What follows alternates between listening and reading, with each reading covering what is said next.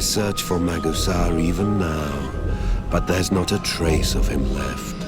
I imagine barring him alone from this dream world was the crux of their plan. Persepius' soul spoke from within me. What can you leave this world? The bonds I share with my partner. That will be my legacy. I would say this to Magusar as he fights the madness that consumes him. The bonds we share are the truest proof of our existence. I must escape this false world and hurry to his side.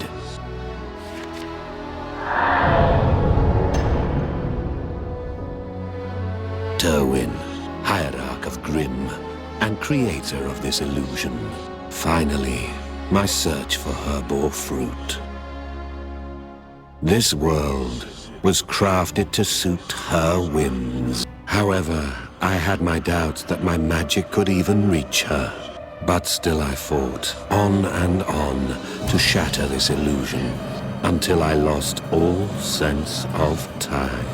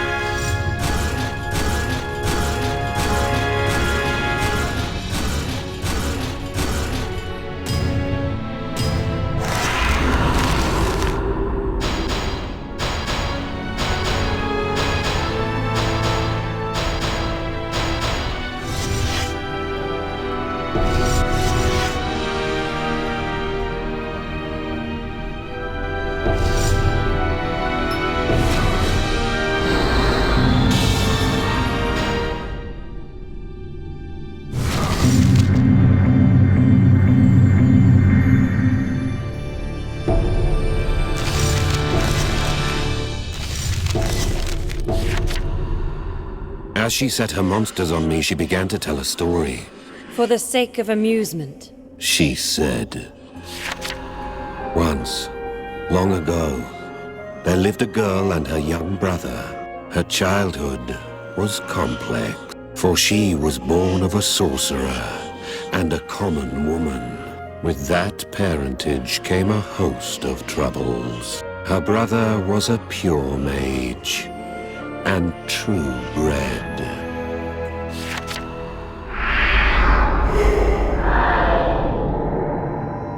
The two of them, as children, met a nameless sorcerer. He told all manner of tales. Tales of how he built the world anew using the sacred chalice, and even the Prophet Grimm's theory of eternal recursion. The girl was awed, and in time her fondness for the man grew. The boy was envious. We are those siblings. Terwyn declared. Well, if I was to believe her, she was equal part a man. Two souls inhabited her body. The nameless sorcerer who was linked to Terwyn's past. Don't you remember? The name came up in the journey with Magusar as well. What brought them together?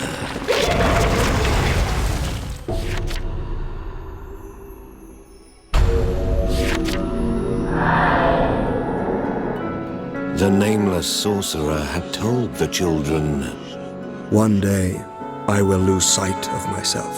It was as he'd said. He took the name of Magusar.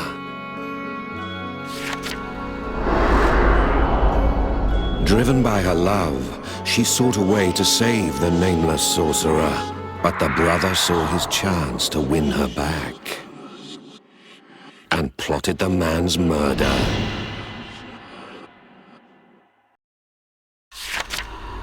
His sister sought to stop him. There was no choice, she said. No other way to stop her brother turned monster by his jealousy. It was only after she had claimed his soul as part of her that she came to understand. Only after sacrificing him did she feel the depth of his love. A love which could not be. For all the suffering her blood had brought her, it was far worse for him. The siblings cursed their fate and raged against the unfair world. That rage became their fuel. They spread Grimm's prophecy, having seen the cruelty at the heart of eternal recursion. Hearing her tale, I could not help but voice the question. Had she woven this illusion to be reunited with her brother? Her expression quickly changed.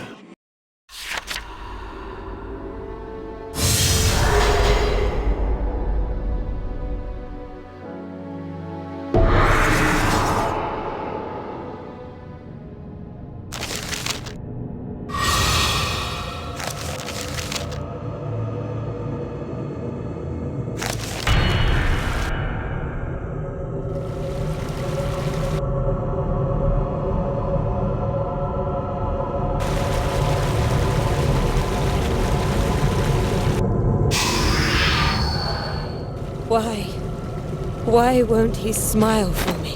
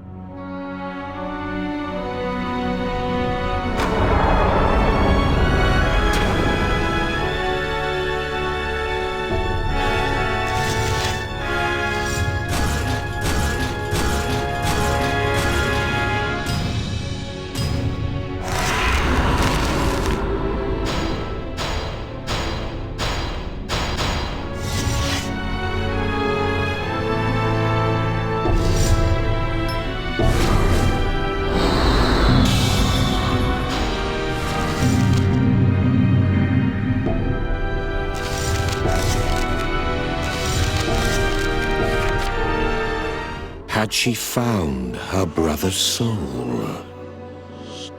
For the first time, I felt able to relate to the fiends rampaging before me. It's only human to want to see lost loved ones again. If such a thing could happen here, who among us would deny this dream world? Even knowing it for a false comfort, would the salvation found be any less real? Doubt gripped me like a length of heavy chain. I fell to my knees, unable to rise again.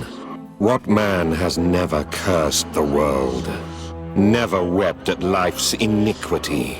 The force that drives her is shared by all mankind.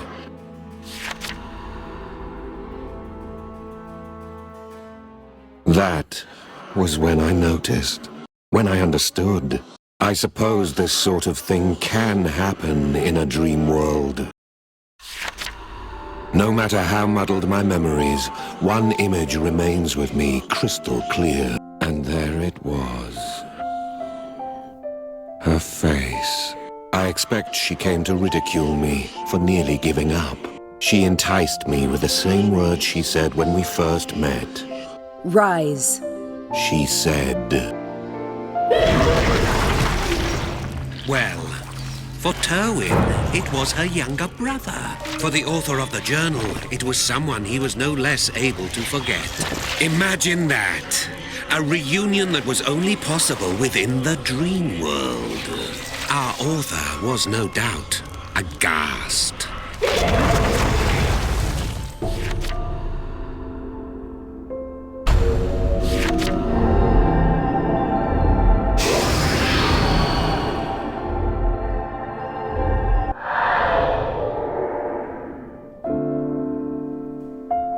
dead souls bound to the flesh of the living linger here. Apparently, it seemed, she was no exception.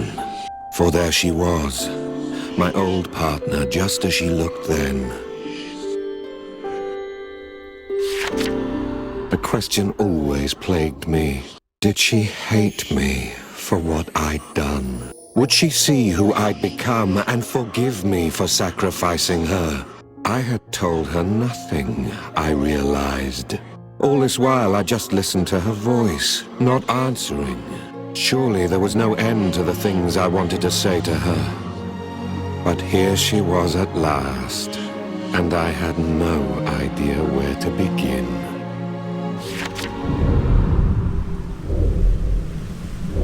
All right, let's go. Come on.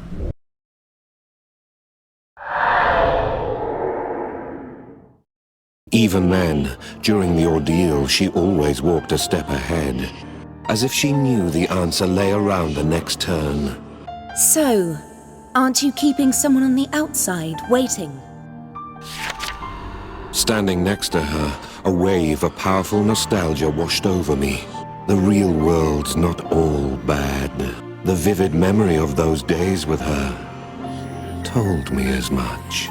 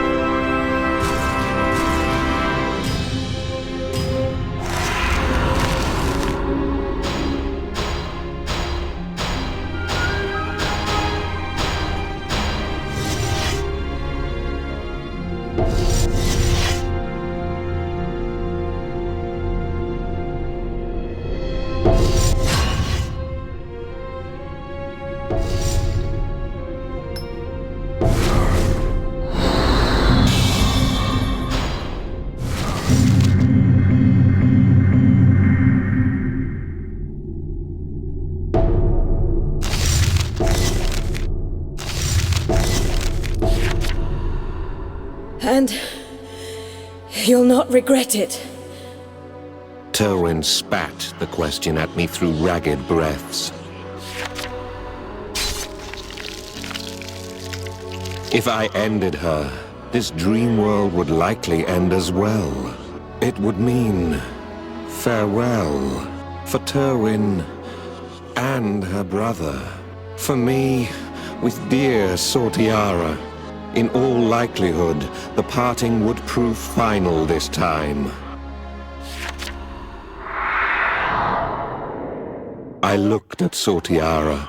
Her face was exactly as it had been the day our ordeal began. It stabbed at my heart. She looked the same for a reason. Her time had stopped then, and I'd gone on living without her. We would never inhabit the same time again, she and I. This Sortiara was a ghost, an echo of a memory, become an illusion. Sad though it was, my duties lay elsewhere, beyond this place. I turned my back on her, for the sight of her face chips away at my resolve.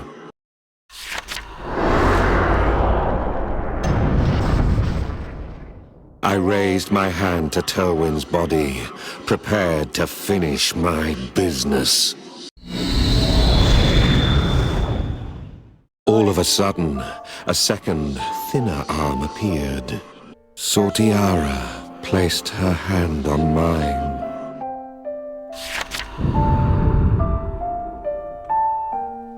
As the illusion crumbled, she offered me a faint smile.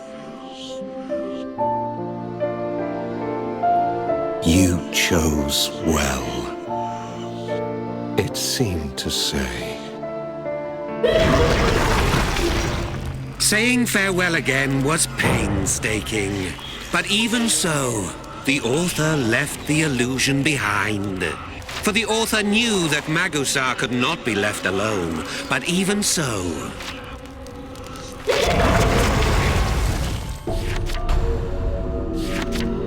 The memories of Terwyn and her brother flowed into me, together with their souls. I met them once, long ago when they were still children. No, that was Illicibra's memory, not mine. An after-image of their youthful faces remains engraved in my arm. It's plausible, assuming Illicibra's partner and the man Terwyn fell in love with are one and the same. The man who rekindled a dead world with the chalice. The one who took up the name of Magusar, his memories in chaos. The man I called a partner. Magusar's gift was not for seeing the future. No, his visions were of the past, muddled fragments of old memories. He saw how the world repeated, what mechanisms were behind it.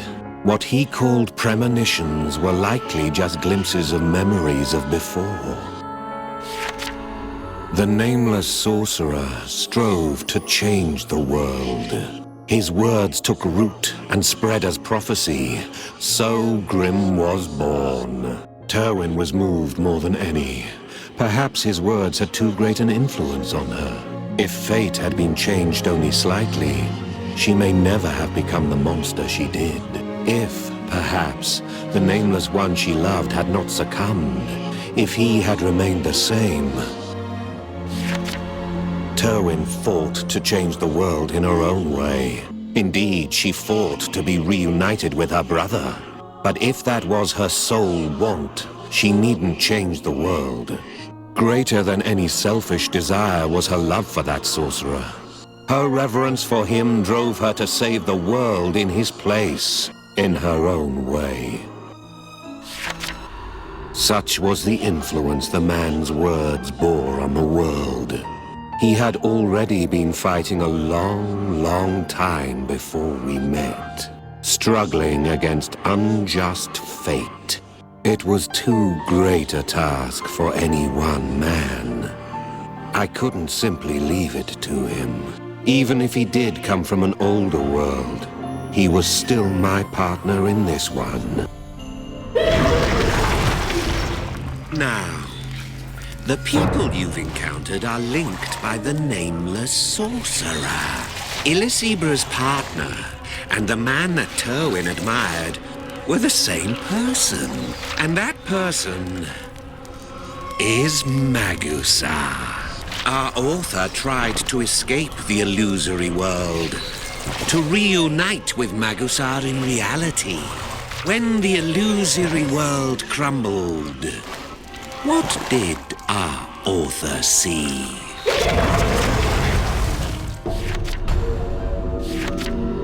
The dream world Terwin had crafted began to crumble. As the fragments rained down, I saw Sortiara's lips move. You're leaving, aren't you? I would never see her again. No price, no sacrifice could hurt as deeply as that realization. The Red Sorcerer. She calls for you. I nodded, but my feet refused to carry me away from her. I had still not spoken a word. The emotion surged and rose in me, but I could not speak. More than anything, I think I'd always wanted to apologize since the day I'd ended her life. A cowardly, selfish urge, I know, to ask forgiveness of the woman I had murdered. It's all right. I was always with you. I found salvation in those words, though they made our inexorable parting all the harder. I was cursed to lose her a second time. Her hand came to rest on my right arm. This is my home now. We can meet any time you wish.